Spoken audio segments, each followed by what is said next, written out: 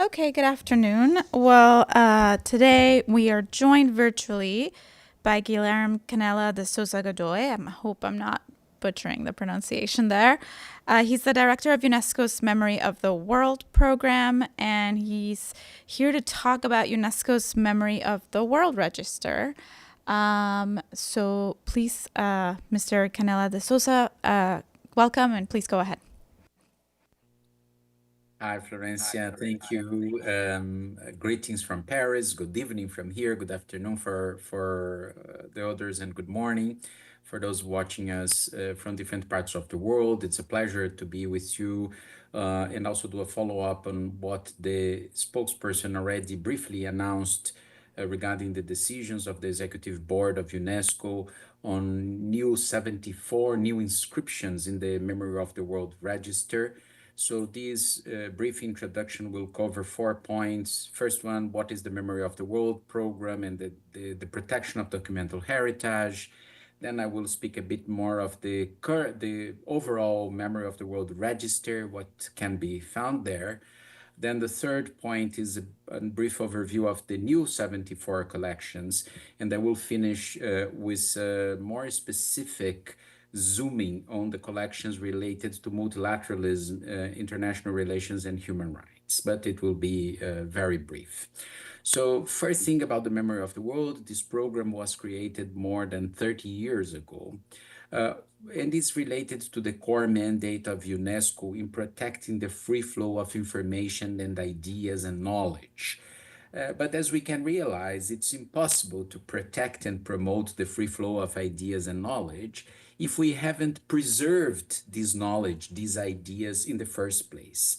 So, Memory of the World is about documental heritage, is about protecting our ideas, our knowledge, in order for us to be able to communicate them, to be accessible. And it's very much, of course, related to the right to seek, receive, and impart information and ideas that is in the Article 19 of the Universal Declaration of Human Rights. So the program has three pillars: to preserve, to give access to this knowledge, to these documents, and to raise awareness about it. So I will be back to that in a minute because this is related to the International Register, but let me just give a few ideas about the broader perspective of this program on a policy-oriented manner. In these last 30 years, more than 100 countries decided to create national committees of the memory of the world, which shows the commitment of the member states and the memory of institutions with this important topic of documental heritage.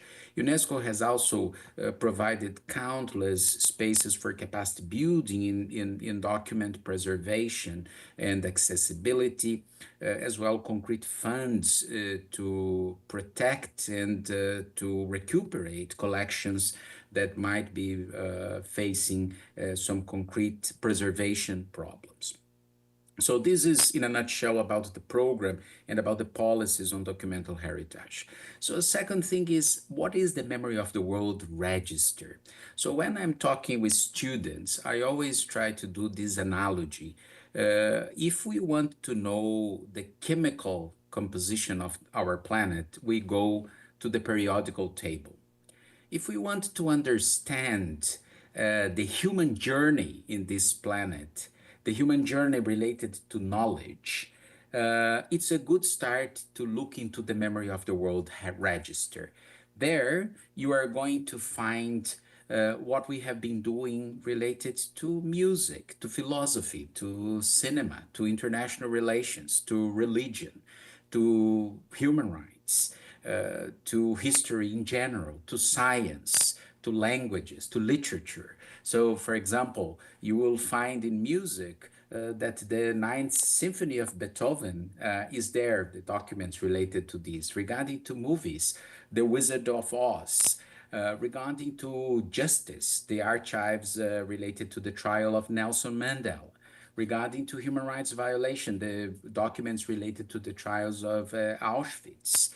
Regarding to education, the files of the famous Brazilian educator Paulo Freire. Regarding to science, the files of Isaac Newton. And I could keep going, and there are 570 collections and items, and each one of them have a huge significance for the collective memory of the world. So we do invite everyone to look into it. The register, of course, is available online with several particular information on each one of these 570 items that are considered memory of the world. So third point, it's the new 74 collections that the Executive Board of UNESCO just approved today in its session. They were suggested by 72 countries from all over the world, plus four international organizations. And again, these collections are related to several issues, so the scientific revolution, the multilateralism, issues related to the women's contribution to history, again, the cinema, the phonograph archives, indigenous languages. So our Director General, Madame Audrey Azoulay, said in her statement, documentary heritage is an essential yet fragile element of the memory of the world. This is why UNESCO invests in safeguarding, shares best practices, and maintains this register that records the broadest threads of human history. This was her quote in the press release, which shows again the importance of these 74 collections that are just inscribed today. That again, we invite everyone to look into it. You will probably find collections from your country, from your region, that makes a lot of sense for each one of those watching us today. And finally, let me just conclude by mentioning the specific collections that are related to the history of multilateralism. And this is particularly relevant in this year that we are celebrating the 80th anniversary of the United Nations. So, first, the UN archives and official documents related to the International Bill of Rights, which includes the Universal Declaration of Human Rights, are being inscribed in the Memory of the World Register today, as I just mentioned, by the decision of the Executive Board of UNESCO. So no introductions needed here for the International Bill of Rights and the Universal Declaration of Human Rights, but we know that this landmark document has stimulated more than 70 human rights treaties since its original adoption. A second important collection for the history of multilateralism is the Geneva Conventions and their protocols, also being inscribed, and as we know, this is a cornerstone of international humanitarian law. Third document is the 1991 Windhoek Declaration on promoting an independent and pluralistic African press. As we know, this document is a particularly important relevance for press freedom, and it is actually the origin of the World Press Freedom Day. The other document is the historical archives of the International Bureau of Education, which documents the organization's pioneering work of international cooperation in education, which is, as we know, an important discussion in international cooperation.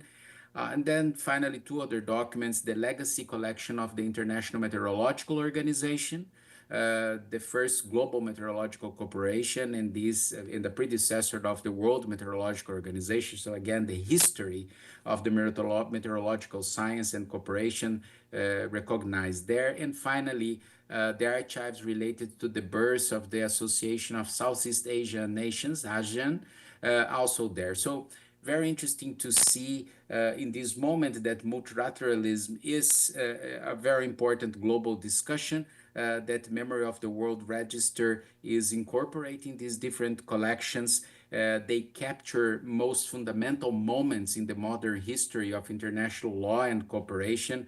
They do reflect the collective efforts of the international community to articulate a common framework for the dignity, rights, knowledge, and freedom of all people. So these archives, they exemplify the mission of the Memory of the World Register by preserving a cornerstone of universal heritage, one that continues to shape global norms, inspire legal frameworks, and guide human rights advocacy to this day. Needless to say, they are an essential piece of the history of multilateralism, international relations, and human rights. So I will stop here, and a pleasure always to participate in the noon briefing and open if there is any particular. Questions. One is, can you talk a little bit about how the documents are selected and also how the decision was made to create these new archives? I think like that is something that people would be interested in, and whether you countries are submitting things constantly or how that is curated. And two, can you talk a little bit about the efforts that are being made to make these documents accessible for everyone? Thank you. Very good question. So, the on the first question, the program has public rules of engagement and how the nomination process take places. The nomination process is open every 2 years. Now, very soon, we are going to launch the call for nominations for the next cycle. So every 2 years there are the decision. So between these 2 years, so the last time we announced a decision was in 2023. So between these 2 years, when the call is open, there is a public and transparent process so that the nominators that can be either UNESCO member states or international organizations. After the nomination process, there is an international committee of experts on the issue of documental heritage, representatives from all regions of the world. They assess these documents according to the rules of the program. They make a recommendation, and then the executive board of UNESCO endorses this recommendation. In terms of preservation, when the nominators are presenting their files, they commit with the three pillars of the program. So, preservation, accessibility to those files, and the raising awareness about the significance of those collections to the memory of the world. So UNESCO, as I mentioned in the beginning, with our partners, as much as we can, when we receive requests to support, particularly the preservation, we do it. There is an international recommendation of UNESCO about documental heritage preservation. And of course, we try to support our member states and their memory institutions on that. But just to make clear, here we have two things. One is the recognition in the Memory of the World Register. The other thing that obviously is connected is concrete national policies for documental heritage preservation and accessibility. And of course, UNESCO is working on those two fronts.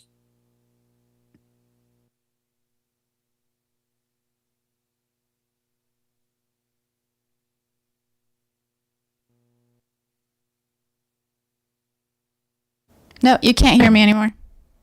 You can hear me now? Okay. Can you just let us know how just the regular public can access the World Register?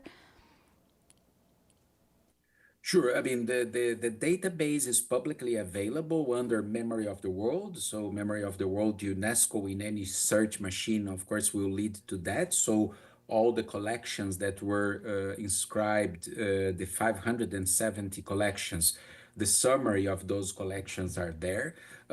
We are glad to see that several of those items have been digitalized. So, for example, the International Bill of Rights that was submitted by the UN archives that contains also the Universal Declaration of Human Rights, but all the different documents related to the process of drafting these documents. They are fully available online in the UN archives, but in the Memory of the World Register data set, it's possible to see all the collections, the nomination files, the significance according to the nominators of those different archives that again can be submitted. They are not only paper, they are not only physical documents. As I've mentioned, we have movies, we have audio files, as long as they can demonstrate they are of relevance for the collective memory of the world, right? Okay. Well, thank you very much. And since I don't see any questions for now, well, thank you very much, Guilherme, and I hope to have you back. And have a nice day, everyone. Likewise, happy long weekend for everyone.